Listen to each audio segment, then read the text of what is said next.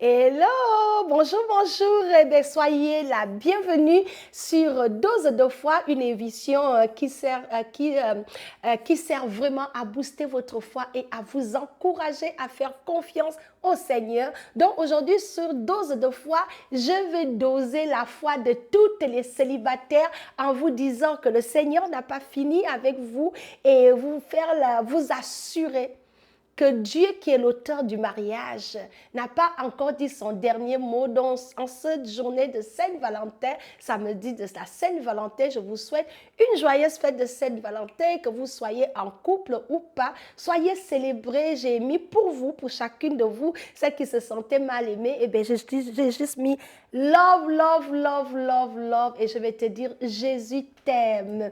Donc, je suis venue propager l'amour de Dieu et te dire que même si tu n'as personne dans ta vie en ce moment, il y a un Dieu dans le ciel qui est fou de toi, qui t'aime au point où il a donné son Fils unique pour toi. Et il t'aime tellement fort qu'il a pour toi des projets de paix et non de malheur.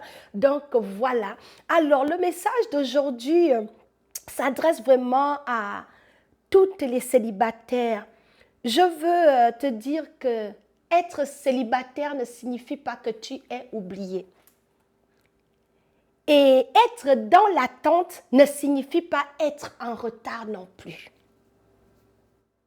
Et surtout, je vais réitérer et dire que tu es peut-être seul aujourd'hui. Cela ne signifie pas que Dieu a annulé ton mariage. Le fait que tu sois seul aujourd'hui, ce 14 février 2026, ne signifie pas que Dieu a annulé ton projet de mariage, que Dieu ne veut pas exaucer à ta prière ni à ton désir de se marier. Fait que si tu es une célibataire et que tu as la foi, que Dieu n'a pas fini avec toi, reste jusqu'à la fin et sur cette émission, ce que je veux te dire, c'est que tu n'es pas en attente, tu es en préparation. Le Seigneur est en train de te préparer et il est également en train de préparer cet homme-là qui va venir t'épouser. Donc l'émission d'aujourd'hui, c'est une dédicace à toutes les célibataires. Si tu es une amie célibataire, partage la vidéo. J'ai une dose de foi pour vous. Je suis FIFA Marie-Thérèse. Nous allons commencer. Alors, j'aime commencer avec la parole de Dieu. Nous allons lire le livre de Genèse. Genèse chapitre 2, verset 18. La Bible dit, l'Éternel Dieu dit, il n'est pas bon que l'homme soit seul. Je lui ferai une aide semblable. Pourquoi j'ai lu ce message, ce verset? C'est pour dire que le mariage est une idée de Dieu. C'est Dieu tout de suite dès la création, après avoir créé le ciel, la terre, les animaux et tout ce que la terre renferme. Lorsqu'il a créé l'homme, la première fois, dans le livre de Genèse, la première fois dans toute la Bible où Dieu a parlé, a utilisé la négation dans sa phrase, c'était cette phrase-là. C'est dans le livre de Genèse. C'est la première fois que Dieu a dit, il n'est pas bon, il y a un problème. Dieu dit, ce n'est pas dans mon plan. Les animaux, deux par deux, femelles et mâles ensemble. Mais je remarque que l'homme que j'ai créé, Adam tout seul, c'est pas bon. Donc, homme avec grand H. Dieu dit, ce n'est pas bon que l'homme soit seul. Donc, le projet d'avoir un partenaire, l'idée d'avoir une aide destinée, d'avoir un mari, d'avoir un compagnon de vie, c'est au cœur de Dieu. Le mariage est une idée de Dieu. Et si le mariage est une idée de Dieu, c'est que Dieu est également celui qui peut t'aider à trouver un mari. Alléluia. Donc, la Bible dit aussi une autre chose, ça c'est dans le livre de Somme, il dit que le Seigneur nous donne le désir de nos cœurs. Il dit, fais de l'Éternel tes délices, il te donnera ce que ton cœur désire. C'est dans Somme 37, 4. Donc, ce que je veux t'encourager ici dans mon message, c'est de dire que tu es peut-être dans l'attente, mais ne regarde pas cette attente-là comme une punition. Non, non, non, non, non. Dans la Bible, Rebecca était dans l'attente, elle n'avait pas de mari.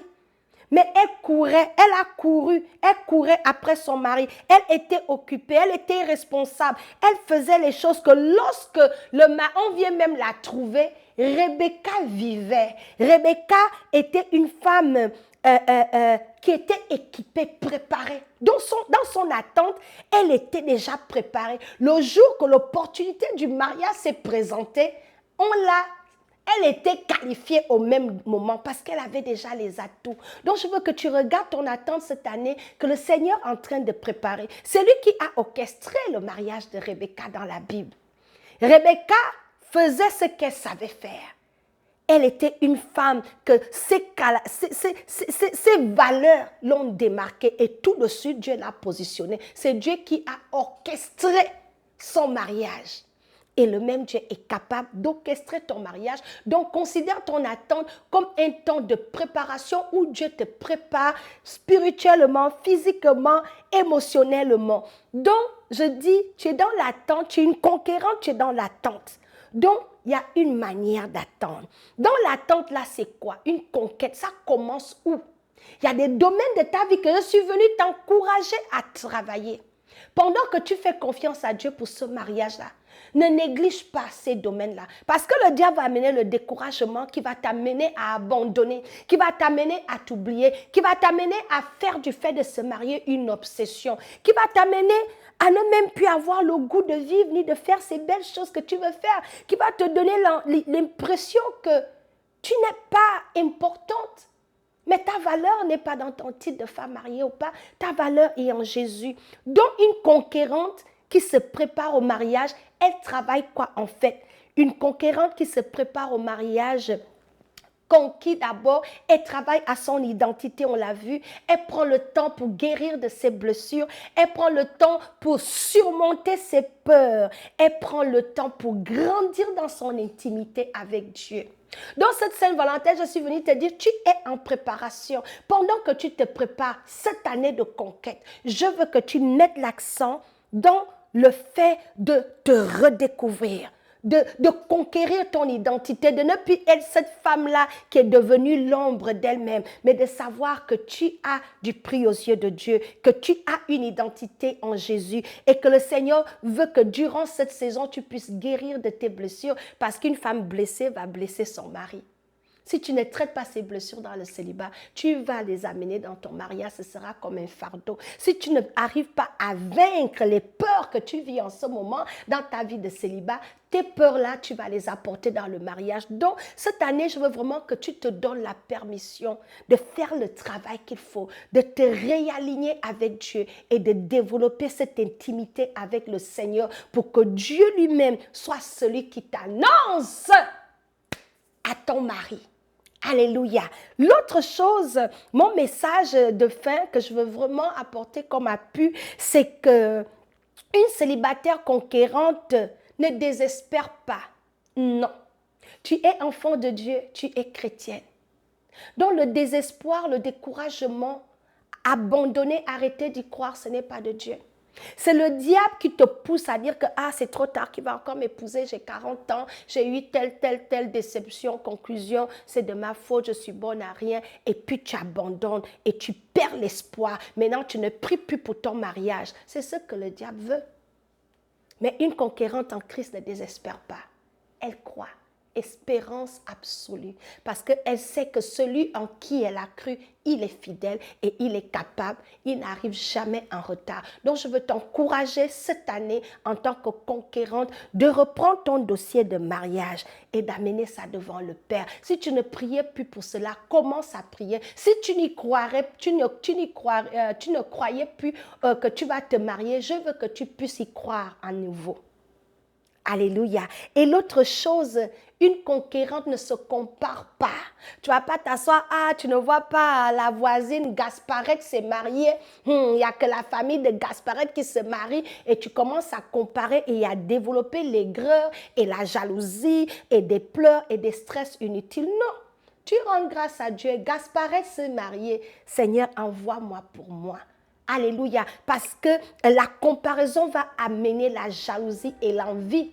Et la jalousie et l'envie ferment les portes Quand tu es jalouse des autres qui se marient, ça te bloque toi-même. Donc, une conquérante ne se compare pas. Ton cas est différent. Ta destinée est entre les mains de Dieu. Tu regardes au Seigneur pour ton mariage. L'autre chose, une conquérante ne se précipite pas. Deux fois sous la pression de la famille, des gens, des amis, de la société, de l'âge. Ah, c'est en train de prendre de l'âge. J'ai déjà 40 ans, je n'ai trouvé personne. On se précipite et on va ramasser, on va tomber dans des mains des malfrats. On va faire des choix qui ne glorifient pas Dieu. Parce que lorsqu'on se précipite, on commence maintenant à aider Dieu. Or, Dieu n'a pas besoin de notre aide pour nous aider. Dieu, il est Dieu et il peut nous aider lui-même. S'il va apporter le mariage, il peut le faire sans que tu n'aies à manipuler quoi que ce soit. Beaucoup de femmes sont tombées dans ce piège-là où elles ont pensé que le temps passe, rien ne se passe. Je vais juste ramasser monsieur n'importe qui. Tu t'en vas, tu vas ramasser un marabout qui va t'amener dans des maraboutages, qui vont t'amener des maladies. Tu t'en vas, tu vas ramasser un homme violent et toxique. Tu te mets avec lui parce qu'il fallait que tu te maries à temps. Donc, une conquérante ne se précipite pas. Elle attend le temps de Dieu. Parce que la Bible déclare que Dieu fait toutes choses bonnes en son temps. Alléluia. Donc, ne cède pas à la pression. Parce que l'ennemi se sert aussi de la pression pour nous amener des démons, pour nous amener des gens qui vont nous faire plus de mal que de bien. Cette année, la Bible déclare que c'est dans le calme et la tranquillité que sera ta victoire. Ne te précipite pas, ne cède pas à la pression de X ou Y. La personne qui a un avenir véritable pour toi, qui veut te donner le repos, qui peut t'aider dans cette aventure de se marier, la meilleure personne, c'est Dieu. Donc, tu vas faire confiance à Dieu. La dernière chose, le dernier point que je vais ajouter, c'est que une conquérante ne se compromet pas. Elle ne compromet pas ses standards. Une conquérante ne compromet pas ses standards. Si ton standard, tu as dit, Seigneur, je vais épouser un homme qui te craint. Il ne faut pas compromettre ça à cause de la pression. Parce que c'est compromis, tu vas faire moins cher là. Ça va te rattraper doublement. Il n'y a rien de tel que de faire la vie avec la mauvaise personne. Parce que les gens qu'on amène dans nos vies ont deux fonctions. Soit ils vont nous briser totalement, soit ils vont nous élever. Donc, lorsque tu ouvres la porte au compromis, qu'à cause de l'âge, je vais aller sortir avec l'homme marié, le mari de la voisine, ça va te rattraper. Il n'y a pas de paix dedans. Il n'y a pas d'épanouissement dedans.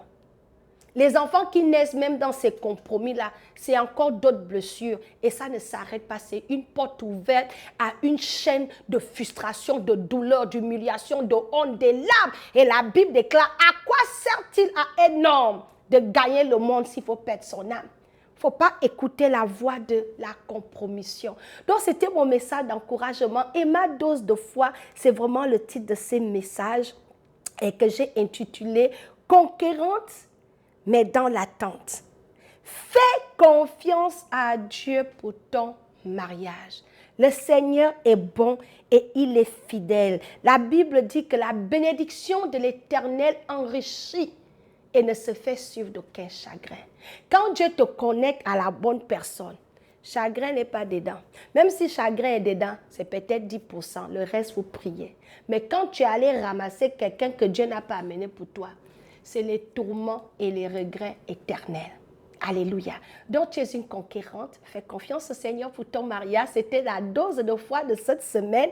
Et si jamais tu as regardé ce message et tu sais que cette année, tu fais confiance au Seigneur pour ton mariage, s'il te plaît, écris dans le chat « Je fais confiance au Seigneur pour mon mariage » ou écris « Je crois que je vais me marier » parce que Dieu répond à la foi et rien n'est impossible à Dieu. Soyez bénis. Merci.